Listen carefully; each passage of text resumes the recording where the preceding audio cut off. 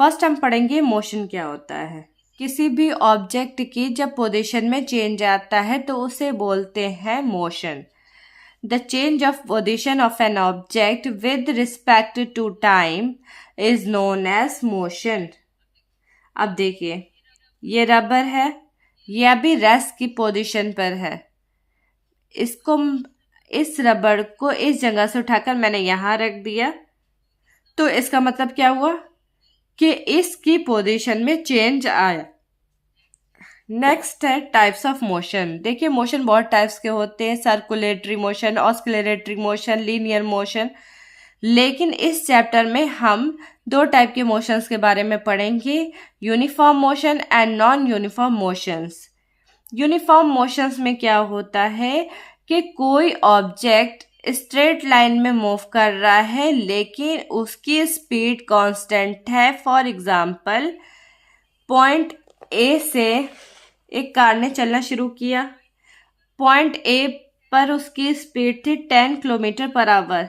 जब car point A से point B पर पहुंची तब भी उसकी स्पीड 10 किलोमीटर पर आवर थी।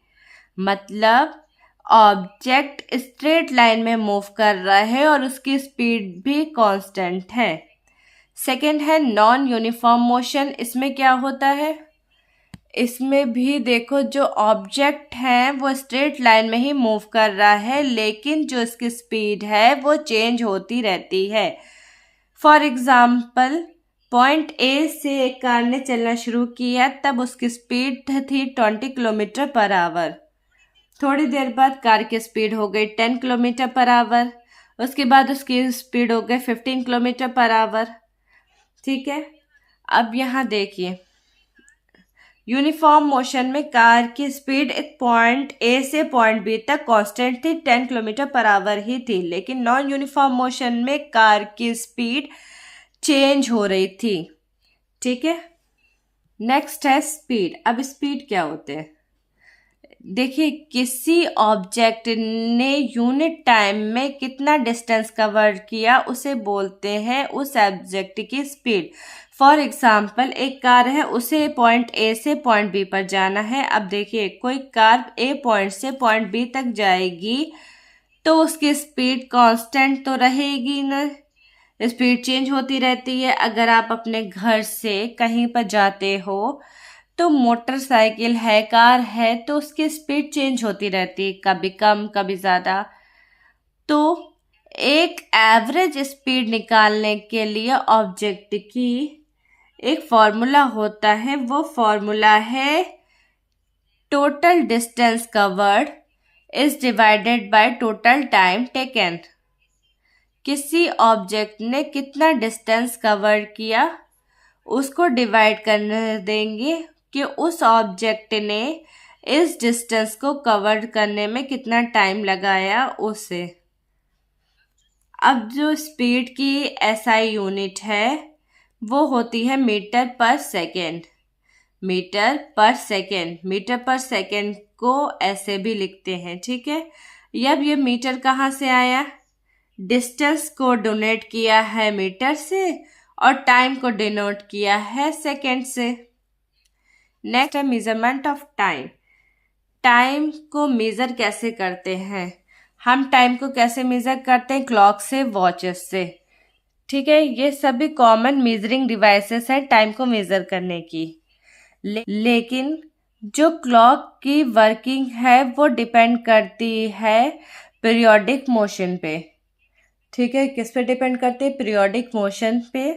और जो सबसे कॉमन पीरियोडिक मोशन है वो है सिंपल पेंडुलम। यहाँ पर ये डायग्राम देखिए, ये डायग्राम है सिंपल पेंडुलम का। इसमें क्या है, ये एक थ्रेड है, थ्रेड का एक सिरा बांध दिया स्टैंड से और दूसरे सिरे पर बॉब को बांध दिया है। बॉब क्या है, बॉब कोई भी पत्थर हो सकता है या फिर कोई मेटेलिक बॉल हो सकती है।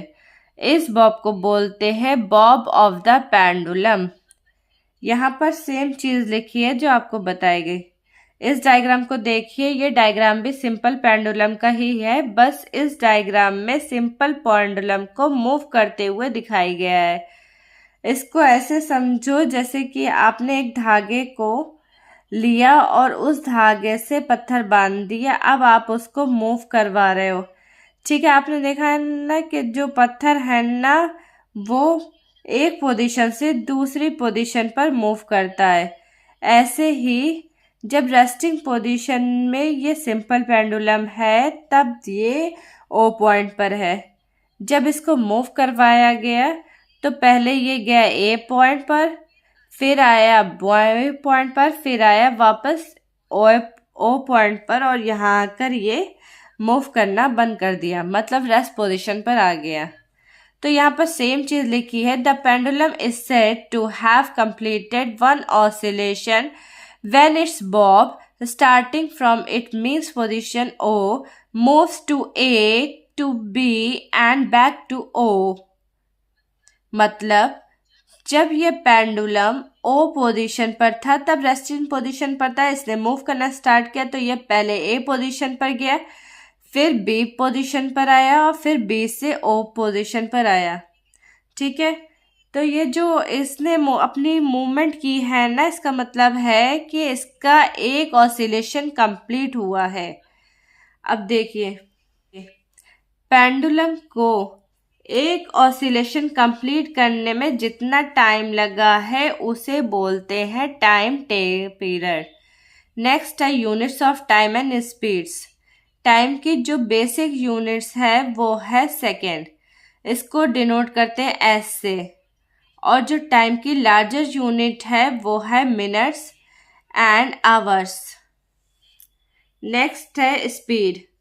स्पीड को एक्सप्रेस करते हैं डिस्टेंस डिवाइडेड बाय टाइम से। अभी हमने पहले पढ़ा था कि स्पीड क्या है, किसी ऑब्जेक्ट ने टोटल जितना डिस्टेंस कवर किया है उसको डिवाइड कर देते हैं उस डिस्टेंस को कवर करने में जितना टाइम लगा है उससे। तो स्पीड्स को इस तरह से भी लिख सकते हैं, डिस्टेंस डिवाइडेड बाय टाइम।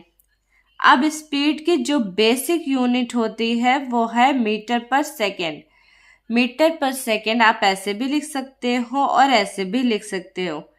ठीक है, अब देखिए जो स्पीड है उसकी लार्जर यूनिट भी होती है, उनको लिखते हैं मीटर पर मिनट और किलोमीटर पर आवर्स।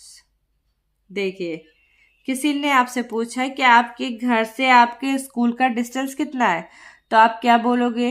10 किलोमीटर, 15 किलोमीटर, ऐसे डिस्टेंस बता दोगे। लेकिन कुछ लोग क्या करते हैं, वो किलोमीटर के बाद एस लगा देते हैं। 10 किलोमीटर्स, 20 किलोमीटर्स, जो कि गलत होता है। ठीक है, लिखना भी गलत होता है, बोलना भी गलत होता है। नेक्स्ट है हमारे घर पे जो क्लॉक्स होती हैं उनसे जो हम स्मॉलेस्ट टाइम इंटरवल मेजर कर पाते हैं वो है 1 सेकेंड का। लेकिन कुछ ऐसे स्पेशल क्लॉक्स होते हैं जिनसे हम 1 सेकेंड से कम भी टाइम इंटरवल को मेजर कर लेते हैं। अब 1 सेकेंड से भी कम टाइम इंटरवल कौन सा होगा? 1 मिलियंथ ऑफ सेकेंड और 1 बिलियंथ ऑफ अ सेकेंड्स। अब देखिए, 1 माइक्रोसेकेंड इक्वल होता है 1 millionth of a second and 1 nano second equal होता है 1 billionth of a second. Next है हिस्टोरिकल इवेंट्स के टाइम को डिनोट करते हैं सेंचुरीज और मिलेनियम्स से। ठीक है, इसके बाद है स्टार्स एंड प्लेनेट की एज को एक्सप्रेस करते हैं बिलियंस ऑफ ईयर्स में। देखिए, हम बार बार पढ़ रहे हैं ना कि किसी ऑब्जेक्ट की कितनी स्पीड है, उसको हम इस फॉर्मूले से पता लगा सकते हैं, speed is equal to distance divided by time. हमें उस ऑब्जेक्ट का डिस्टेंस पता है, हम उसने कितना कवर किया है, और हमें यह भी पता है कि उस ऑब्जेक्ट ने कितने टाइम में इस डिस्टेंस को कवर किया है, तो हम उस ऑब्जेक्ट की स्पीड का पता लगा लेंगे। लेकिन अगर ये बोला जाए कि उस ऑब्जेक्ट ने कितना डिस्टेंस कवर किया तो हम कैसे पता लगाएंगे? देखिए, जिस चीज़ का पता लगाना होता है उस चीज़ को हमेशा हम लेफ्ट हैंड साइड में लिखते हैं। ठीक है, जो इक्वल टू का साइन है उसके लेफ्ट हैंड साइड में लिखते हैं। अब हमें डिस्टेंस का पता लगाना है, तो डिस्टेंस का पता लगाने में इसका मतलब क्या है, हमें स्पीड भी पता और हमें टाइम भी पता है।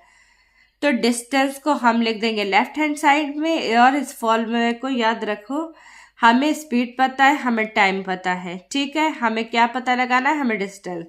तो डिस्टेंस को लिख दिया लेफ्ट हैंड साइड में, स्पीड के साथ हमने इनटू में लिख दिया टाइम को, तो फॉर्मूला बन गया ये।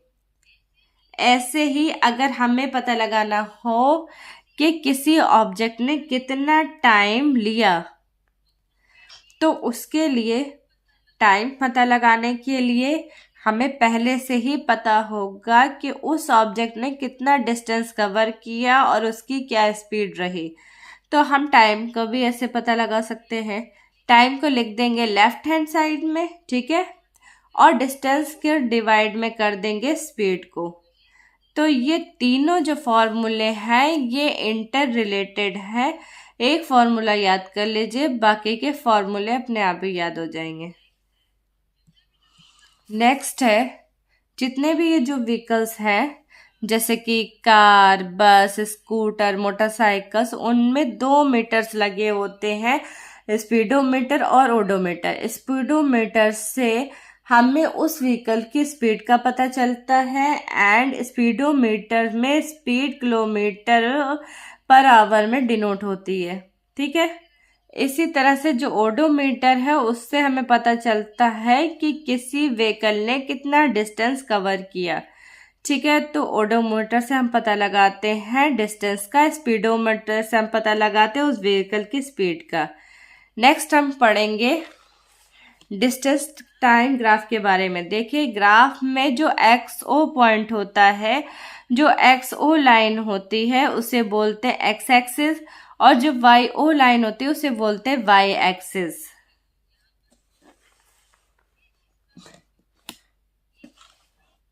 यहाँ पर 2 ग्राफ है, इस ग्राफ को देखिए, यहाँ पर O पॉइंट है और इधर जो लाइन ड्रा की है यहाँ पर है एक्स एक्सिस।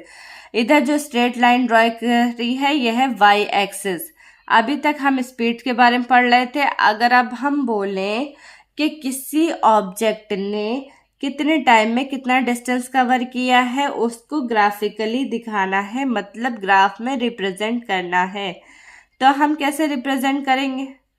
हमने टाइम ले लिया, जो टाइम इंटरवल है 5-5 मिनट का हमने ले लिया यहाँ पर 5 मिनट्स का, और जो डिस्टेंस है वो हमने किलोमीटर में रिप्रेजेंट करेंगे। तो 5 मिनट में, पहले 5 मिनट में किसी ऑब्जेक्ट ने कितना डिस्टेंस कवर किया है? 15 किलोमीटर का। 10 और 20 के बीच की जो रीडिंग है वो है 15 किलोमीटर की, ठीक है। अगले 5 मिनट में कितना कवर किया उस ऑब्जेक्ट ने डिस्टेंस? 30 किलोमीटर का, तो यहाँ पर एक पॉइंट लगा दिया। फिर उससे अगले 5 मिनट में कितना कवर किया डिस्टेंस ने? 20 किलोमीटर का, फिर पॉइंट यहाँ लगा दिए। तो इसी तरह से ये पॉइंट हमने लगा दिए। अब ये देखिए, ग्राफ में कभी स्पीड ज़्यादा हो रही है, कभी कम हो रही है, फिर स्पीड ज़्यादा हो रही है तो कभी कम हो रही है। तो ये ग्राफिकली रिप्रेजेंटेशन है किसी ऑब्जेक्ट की कि उस ऑब्जेक्ट की स्पीड कैसी रही है। अब देखिए सेकंड ग्राफ में, देखिए सेकंड ग्राफ में क्या बता रखा है, एक पर्सन है, उसका उसकी एज के अकॉर्डिंग कितना वेट इंक्रीज हुआ और कितना वेट डिक्रीज हुआ। तो वेट को डिपिक्ट किया गया है वाई एक्सिस की तरफ, और एज को रिप्रेजेंट किया गया है एक्स एक्सिस की तरफ, ठीक है। एज गैप था वो 2-2 साल का ले लिया गया, और जो वेट था वो 10-10 kg के इंटरवल में लिया गया। तो ठीक है, जब उस पर्सन की एज 2 साल थी तब उसका वेट कितना था? 10 kg। जब 4 साल थी तब 20 kg। ऐसे ही जब 6 साल का था तो 15 kg, 8 साल का था तो 30 kg, जब 10 साल का हुआ तब है 40 kg, एंड जब 12 साल का है वो पर्सन तो उसका वेट थोड़ा डिक्रीज हो गया, वो हो गया 35 kg। तो पहले तो ग्राफ इंक्रीज हो रहा था, लेकिन जब वेट डिक्रीज हुआ तो ग्राफ डिक्रीज हो गया, ठीक है।